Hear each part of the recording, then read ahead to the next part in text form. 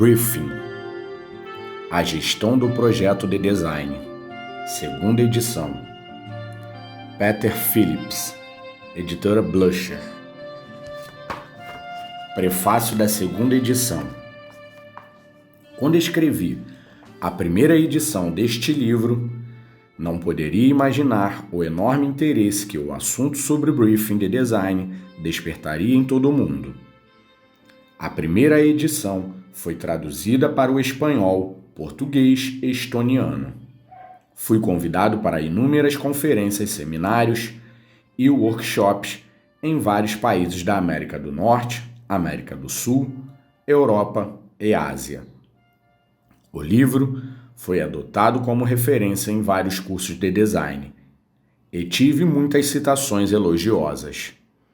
Muitas empresas adotaram o sistema que proponho, quase todas com grande sucesso. Após toda essa peregrinação, descobri que o assunto sobre briefing de design ainda não é adequadamente compreendido e utilizado. Descobri também uma grave lacuna no livro. Trata-se da importância cada vez maior da propriedade intelectual para o trabalho dos designers. Para esta segunda edição, tive a colaboração de Joshua Cohen, sócio do escritório Hetzner Prestia, especializado em propriedade intelectual.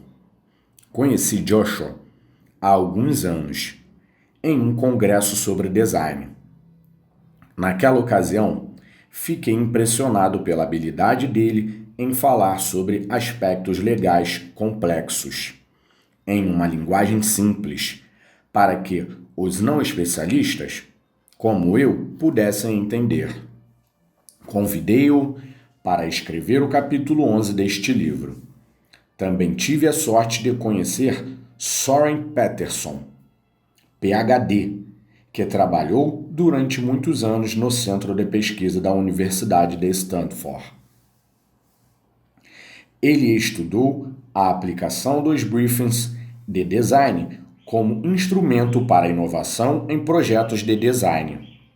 Suas descobertas de natureza quantitativa complementaram as minhas experiências qualitativas como gestor de design.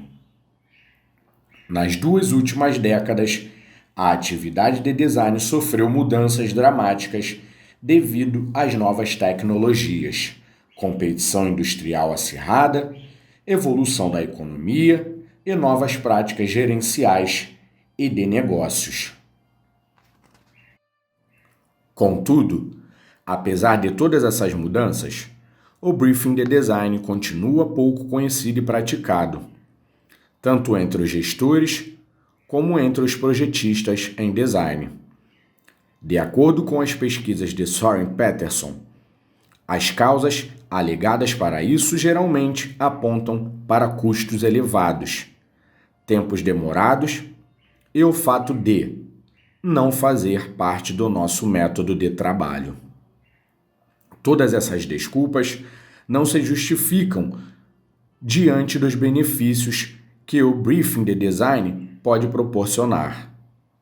A elaboração de um briefing de boa qualidade tornou-se crítica para se ter sucesso no mundo atual, cada vez mais complexo e competitivo. Espero que esta segunda edição o ajude a elaborar corretamente os briefings de design, contribuindo para ter sucesso nos projetos de design. Prefácio da edição brasileira. Há pouca disponibilidade de material escrito sobre o briefing e sua importância para os projetos. Escrever sobre briefing implica abordar vários aspectos diferentes e, algumas vezes embaraçosos, relacionados ao processo de desenvolvimento de produtos e serviços.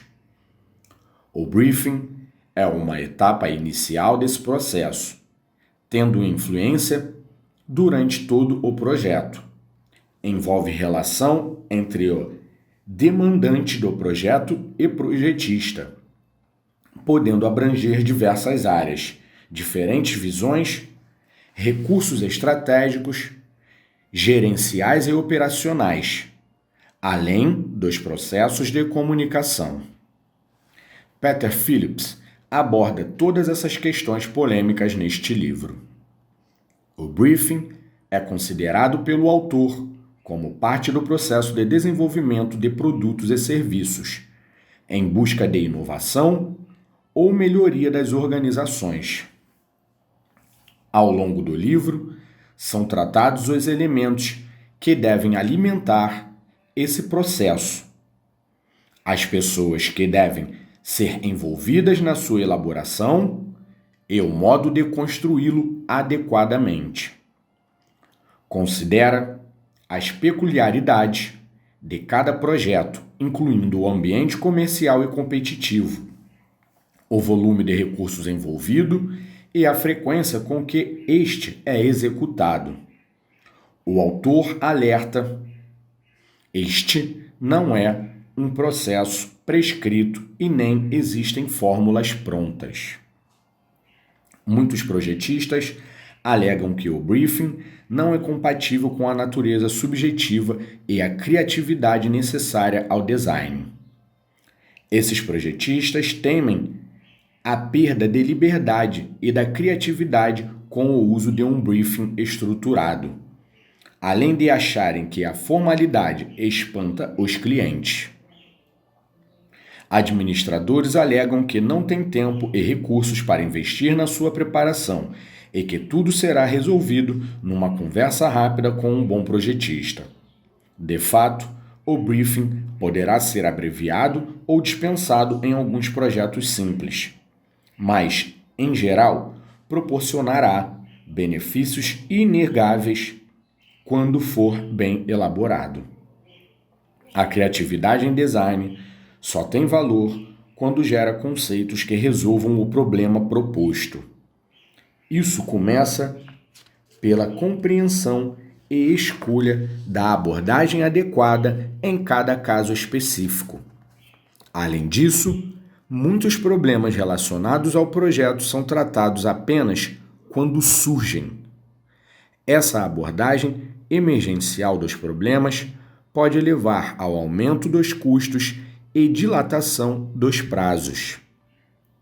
No processo de elaboração do briefing, todas as informações e decisões necessárias podem ser planejadas, evitando-se as surpresas desagradáveis. Com isso, pode-se evitar a perda de tempo e de recursos para fazer aquilo que saiu errado, uma vez que estes costumam ser bem maiores que aqueles necessários para iniciar o projeto com boa fundamentação. O livro enfatiza os aspectos estratégicos do briefing, fazendo a intermediação planejada entre a demanda e a ação.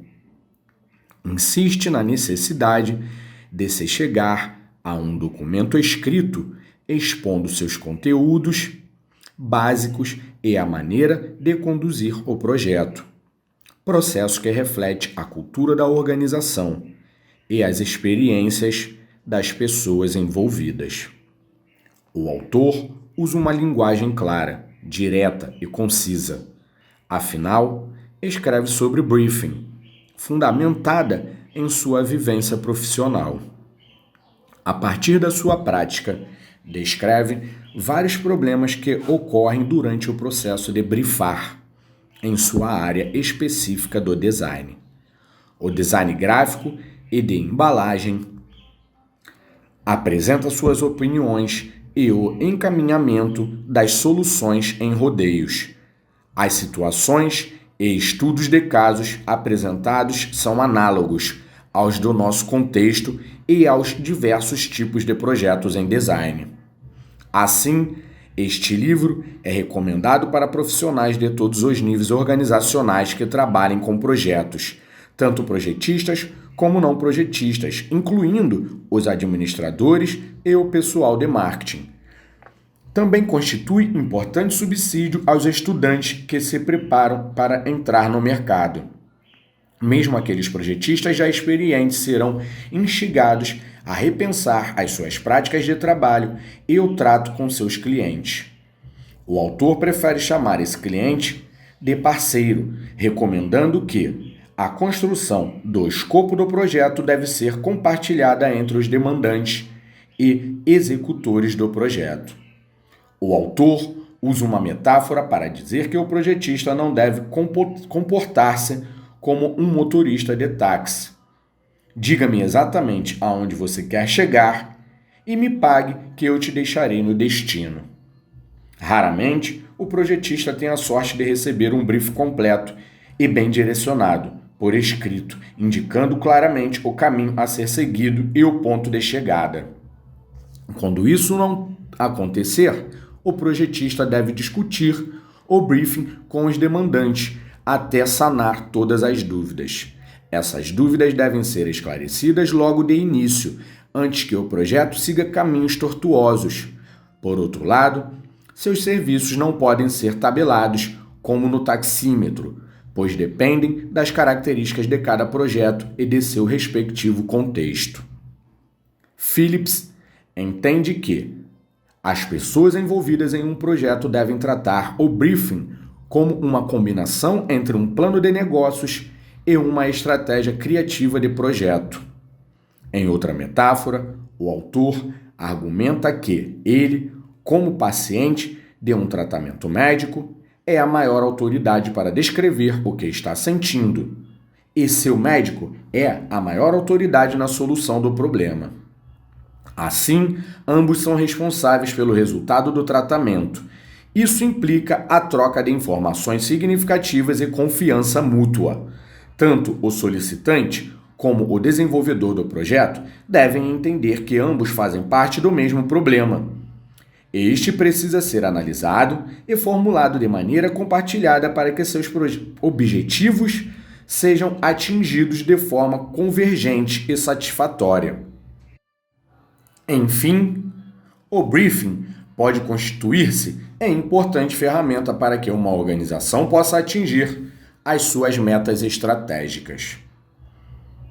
Dr. Cláudio Freitas de Magalhães, professor do curso de Design, Departamento de Arte e Design da PUC, Rio. Introdução. Quando fiz meu curso de graduação em Design nos anos 1960, o assunto briefing não fazia parte do currículo. Pelo que sei, ainda hoje, esse assunto é tratado superficialmente em nossas principais escolas. Ao menos, é isso que ouço com frequência nos seminários que tenho apresentado aos jovens estudantes. Durante o curso, os professores nos passavam tarefas todas as semanas. Eram problemas de design, muito bem definidos, para resolver. Muita gente poderia argumentar que o enunciado desses problemas seria uma espécie de briefing. Contudo, a palavra briefing, propriamente, não era mencionada. Alguns anos após a graduação, fui trabalhar como gerente de um pequeno grupo de design em uma empresa. Aprendi rapidamente que o briefing de design era preparado pelo pessoal de marketing, que o encaminhava pronto para o grupo de design, e nós deveríamos seguir essas especificações sem questionamentos ou discussões. Frequentemente, esses briefings frustravam a mim e ao meu grupo de designers. O briefing preparado pelo marketing raramente continha as informações necessárias para solucionar o problema de design. Além do mais, os prazos estabelecidos eram demasiadamente curtos. Para piorar as coisas, quase nunca tínhamos oportunidade de ter uma conversa franca com aqueles que tinham redigido o briefing. Em vez disso, deveríamos fornecer relatórios periódicos sobre a evolução do projeto ao coordenador do projeto. Esse coordenador raramente conseguia sanar nossas dúvidas ou fornecer as informações adicionais que precisávamos. Após essa experiência frustrante, comecei a interessar-me pelo assunto. Colecionei alguns artigos de revista que falavam em briefing de design ou briefs criativo, mas não consegui achar nenhum livro sobre o assunto. Até hoje, decorridos cerca de 40 anos, ainda inexiste um livro que trate do assunto. e o tema continua a ser abordado apenas superficialmente nos melhores cursos de design. Contudo, na vida prática, os briefings continuam a ser elaborados pelas empresas. Cada profissional ou empresa desenvolveu a sua própria fórmula da melhor maneira possível, muitas vezes por tentativas e erros, procurando compilar as informações mais significativas em cada caso específico. Há alguns anos atrás, o Design Management Institute, DMI, organizou o Programa de Desenvolvimento Profissional. Pretendia-se qualificar os designers nas habilidades gerenciais. Foi feita uma pesquisa entre os sócios do DMI para levantar os tópicos que deveriam ser abordados nesse novo programa. O briefing apareceu entre os 10 tópicos mais solicitados. Então fui convidado para organizar um seminário sobre o assunto. Desde a publicação da primeira edição deste livro, fui solicitado para proferir inúmeras palestras em vários países e a organizar workshops em empresas. Em todos eles, a receptividade foi extremamente positiva. Não há fórmulas mágicas. É importante ressaltar que não apresento nenhuma fórmula mágica. Também não existe uma fórmula universal e pronta para se elaborar o briefing. Portanto, por favor, não espere nenhuma receita de bolo para se elaborar o briefing. Isso simplesmente não existe.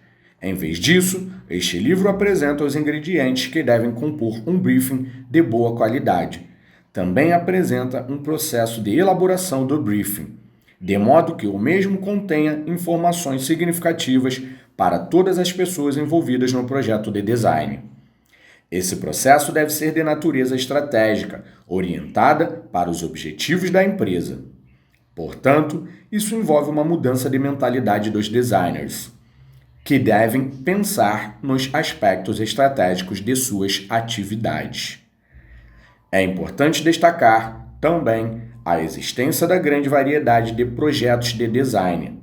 Em razão disso, cada tipo de projeto exige um conjunto de diferentes informações.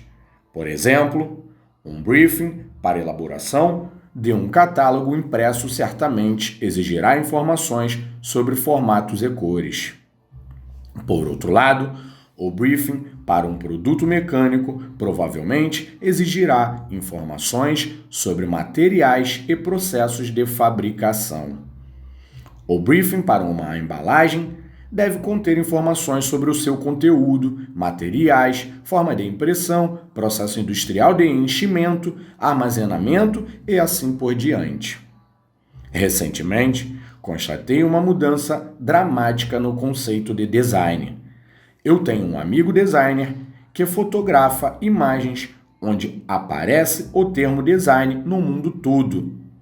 Ele me mostrou algumas dessas imagens, onde aparecem pizza designers, hair designers, cabelos, nail designers, unhas, insurance designers, seguros, health designers, saúde e muitos outros. Parece que o termo é usado por todos, em todos os lugares. Contudo, faço uma abordagem mais restrita, envolvendo o design gráfico, design de embalagens e projetos de design industrial. Provavelmente serei pouco útil para os designers de pizzas, de cabelos ou de unhas. Os leitores devem entender que essas diferenças impedem a elaboração de uma fórmula única. Além disso, cada empresa adota um procedimento diferente para resolver seus problemas de design.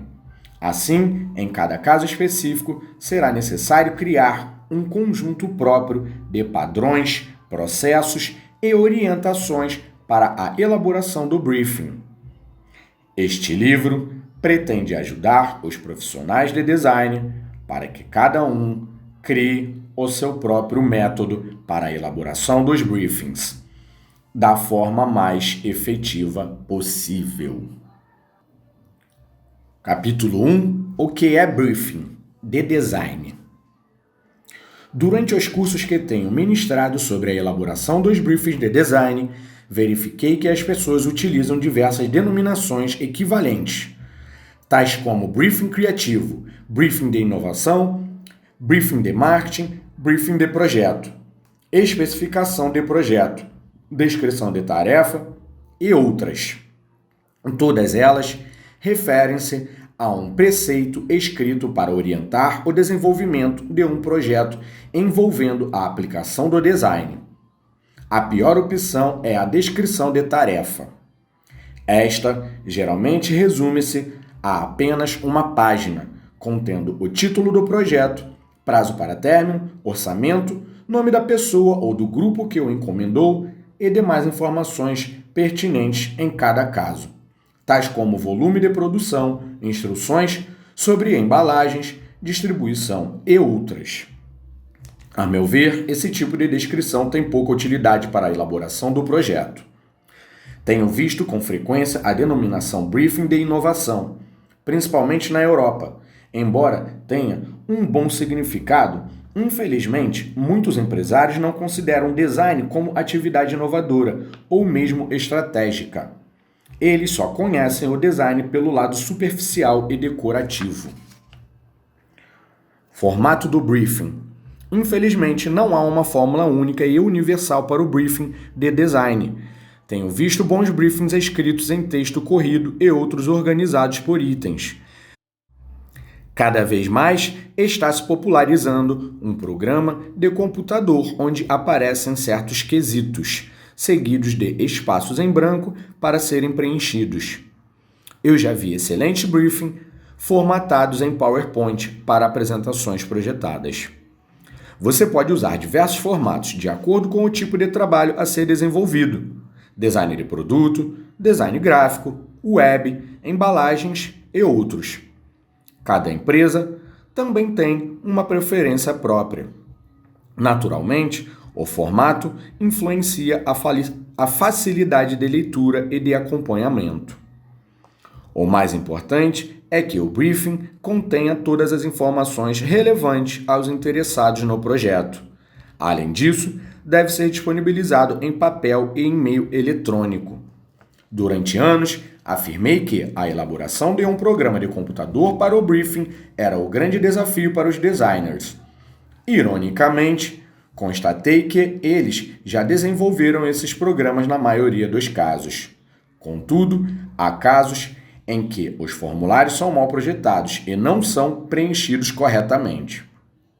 As reclamações mais comuns são de muitos espaços deixados em branco, sem preenchimento ou preenchidos com informações genéricas ou incompletas. Um exemplo típico disso é o campo denominado público-alvo, preenchido com consumidores.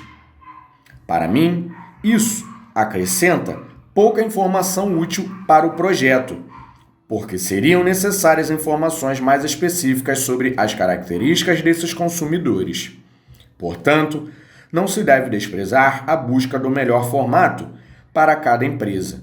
Isso pode demorar, exigindo diversas experimentações, até se chegar a um formato considerado adequado por todos os envolvidos. Pela minha experiência, ainda prefiro o brief em texto corrido e, em segundo lugar, aquele organizado por itens. Tamanho do briefing. Muito se discute sobre o tamanho adequado de um briefing. Que tamanho deve ter o briefing? A resposta imediata a essa pergunta é o tamanho necessário. Grande parte dos participantes dos meus seminários tem dito que recebe recomendações para preparar o briefing da maneira mais concisa possível. Essa não é uma orientação correta, pois a forma correta é preparar o briefing da maneira mais completa e útil possível. O tamanho do briefing será consequência da complexidade do projeto e das especificações necessárias em cada caso. Portanto, o que importa não é a dimensão, mas a clareza e a utilidade do briefing para orientar o desenvolvimento do projeto.